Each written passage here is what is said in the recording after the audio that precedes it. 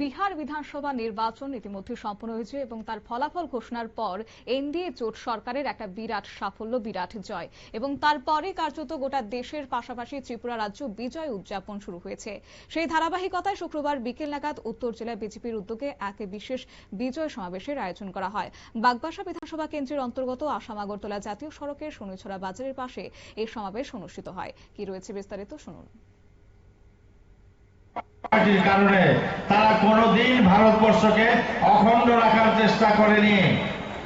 নিজেরা শাসন ক্ষমতা ভোগ করার জন্য ভারতবর্ষকে খণ্ডিত করেছে। আজকে রাহুল গান্ধী বলছে ভোট চোর, ভোট চোর। আপনারা সবাই দেখছেন, রাহুল গান্ধী বলছে ভারতীয় জনতা পার্টি ভোট চুরি করে ক্ষমতা দখল করে, কিন্তু কংগ্রেস যখন কোন রাজ্যে জয়লাভ করে তখন কিন্তু তারা বলে না ভোট চোর। বিজেপি জিতলেই ভোট চোর।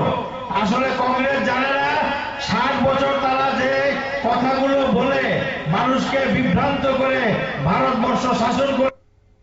আপনারা শুনেন ওনার বক্তব্য এবং এদিনের এই সমাবেশে উপস্থিত ছিলেন ত্রিপুরা প্রদেশ বিজেপির সহ সভাপতি তাপস ভট্টাচার্য, উত্তর জেলা সভাপতি কাজল দাস ও যুবরাজনগর বিধানসভা কেন্দ্রের প্রাক্তন বিধায়িকা মলিনা দেবনাথ, জেলার 6টি মণ্ডলের সভাপতি সহ মণ্ডল এবং বুথ স্তরের একাধিক দলীয় কর্মকর্তারা। এদিনের প্রধান বক্তা হিসেবে তাপস ভট্টাচার্য বলেছেন যে রাজ্যে আগামী বহু বছর বিজেপির শাসন ক্ষমতা অব্যাহত থাকবে বলে তিনি আশা প্রকাশ করেছেন। নিয়ে নিচ্ছি ছোট্ট একটি বিজ্ঞাপন বিরতির, সঙ্গে থাকুন।